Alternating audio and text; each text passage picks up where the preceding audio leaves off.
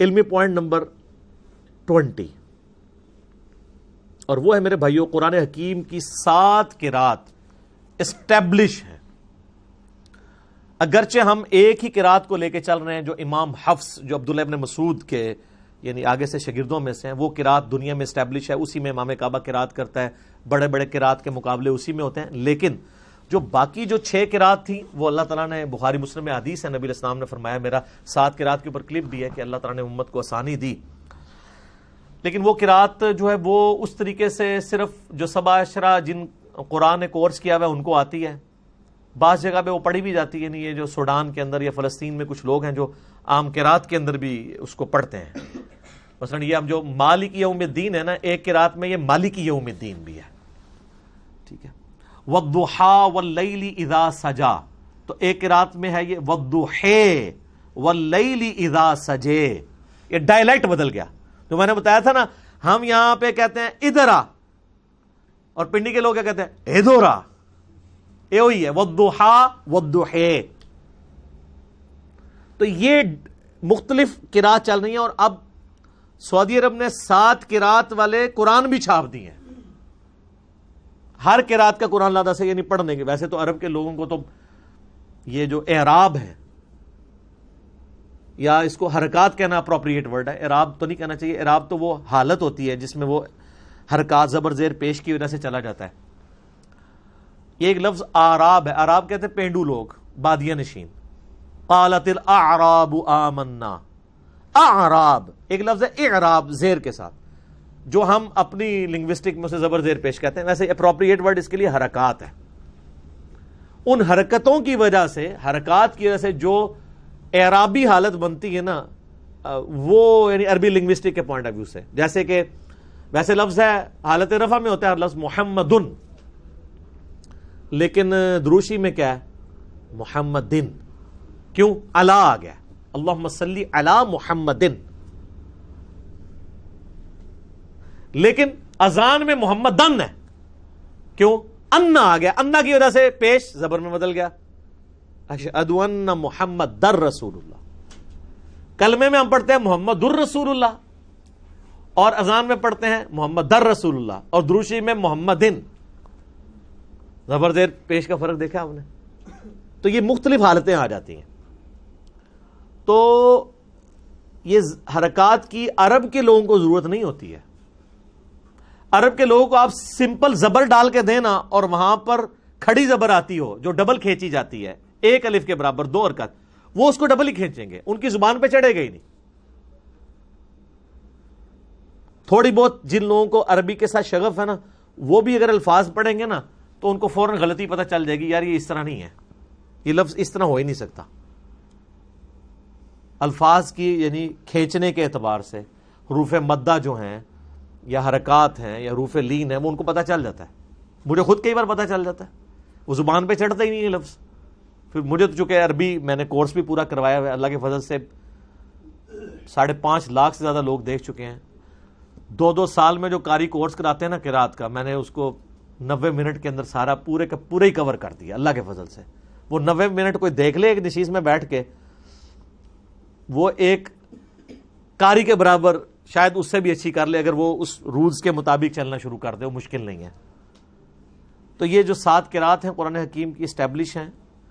اور ابن مسعود کے بارے میں آتا ہے بخاری مسلم میں کہ وہ معوذتین آخری 2 سورتوں کو قرآن کا حصہ نہیں مانتے تھے. لیکن یہ چیز جو ہے نا، وہ بعض لوگ تو کہتے ہیں یہ روایتیں جعلی ہیں، لیکن میں نے دی روایتیں ٹھیک ہیں.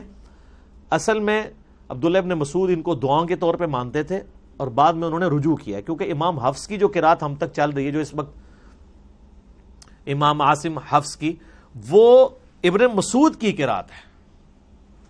تو اس میں تو معوذتین موجود ہیں. پوری دنیا کے مسلمان اسے لکھتے ہیں اور پڑھتے ہیں، ایز اے قرآن اسے یاد کرتے ہیں.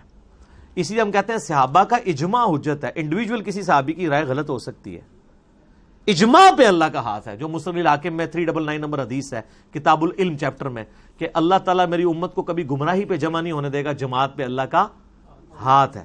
جماعت پہ پوری امت جو بات مان رہی ہوگی نا، وہ بات ایسی ہوگی اجماع امت، اس پہ اللہ کا ہاتھ ہے. انڈیویجولی کسی بندے کی رائے غلط بھی ہو سکتی ہے. امت کا اجماع جو ہے نا وہ حفاظت کرتا ہے. ٹھیک ہو گیا.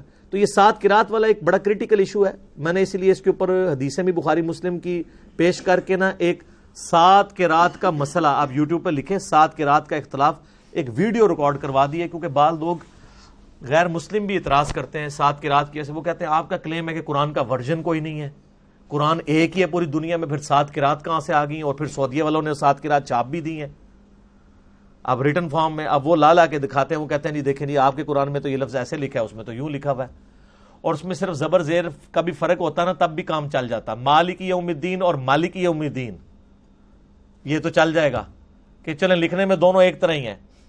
ملک لکھے نا, ایک لفظ ہے ملک فرشتے کو کہتے ہیں, ایک لفظ ہے ملک بادشاہ کو کہتے ہیں, ملوکیت والا. تو یہ ہمارے یہاں پہ جو یعنی پنجاب میں لوگ ہیں نا, یہ ملک جو کہلواتے ہیں چودھری ملک, وہ زیر والے ملک ہیں. یہ ملک نہیں ہے, فرشتے نہیں ہیں, انسان ہی ہے. یہ ملک وہ والا ہے, خلافت و ملوکیت والا, وہ والا ملک. تو یہ یعنی زبر ایک صرف زبر اور زیر سے کتنا فرق پڑ جاتا ہے. تو اس میں تو کام چل جائے گا. مالک یوم الدین کو عربی میں لکھا جاتا ہے تو ملک لکھا جاتا ہے. مالکی پڑھنا ہو جو ہماری قرات میں ہے تو کھڑی زبر لگا دیتے ہیں, اگر دوسری قرات میں پڑھنا ہو تو اس کی دوسری والی زبر لگا دیتے ہیں. مالکی کھڑی زبر ہوگی, مالکی. اب یہ لفظ تو اپنی جگہ موجود ہے, صرف اس کی حرکات کی تبدیلی کی وجہ سے اس میں فرق پڑ گیا. یہ تو آپ کو ہضم ہو جائے گا. لیکن جو صحیح بخاری میں ہے کہ ابن مسعود جو ہیں واللیل اذا یغشا والنہار اذا تجلی وما خلق الذکر والانثی, یہ ہمارے مصحف میں ہے. وہ ماں کے بغیر پڑھتے تھے وخلق الذکر والانثی, اس میں تو ماں ہی پورا غائب ہے. تو وہ پھر کافر لے آتے ہیں, وہ کہتے ہیں دیکھیں جی آپ کے اس میں لفظ میں ماں موجود ہے, اس میں ماں موجود نہیں ہے. لیکن معنوں میں فرق نہیں پڑتا. اس طرح کئی اور الفاظ ہیں. ایک قرات جو ہمارے پاس ہے لقد جاءکم رسول من انفسکم, تمہارے پاس رسول آئے تمہاری جانوں میں سے, تمہاری سپیشیز سے. ایک قرات میں لفظ ہے انفاسکم, اس کا مطلب ہو جائے گا تم میں نفیس ترین. بیک وقت دونوں معنی درست ہیں, وہ تو کام چل جاتا ہے. مسئلہ یہاں پہ آ کے ہوتا ہے. اسی لیے اہل تشیع میں کئی لوگ ہیں جن کا یہ موقف ہے کہ یہ 7 قرات فراڈ ہے. اگر ہم 7 قرات کو ماننا شروع کر دیں گے تو قرآن ڈاؤٹ فل ہو جائے گا. لیکن پرانے اہل تشیع میں اور اہل سنت سب کے سب 7 قراتوں کو مانتے ہیں, سوائے جو چند ماڈرن اسکالر ہیں. لیکن اس سے انکار ممکن نہیں ہے, 7 قرات ہے. اس کی وجہ سے کوئی عقائد میں نظریات میں فرق نہیں پڑتا, نہ اس کو تماشا بنانا چاہیے. اور اگر کوئی ان 6 قرات کا انکار بھی کرتے ہم اس کی کوئی تکفیر نہیں کریں گے. امت صرف اسی ایک قرات کی پابند ہے جو مشرق سے لے کر مغرب تک, شمال سے لے کر جنوب تک پوری دنیا کے مسلمانوں کے ہاتھ میں, اور وہ یہ جو قرآن چھپ رہا ہے, جو میں نے بتایا بلو بائنڈنگ میں. عثمان طاہا دمشق کا رائٹر ہے, اس کے ہاتھ کی یہ لکھی ہوئی سعودیہ سے چھپتی ہے, اور یہی رائٹنگ اسی کا مخطوطہ ایران والوں نے ریڈ کلر کی بائنڈنگ میں چھاپتے ہیں. آپ چلے جائیں تو آپ کو مل جائے گا.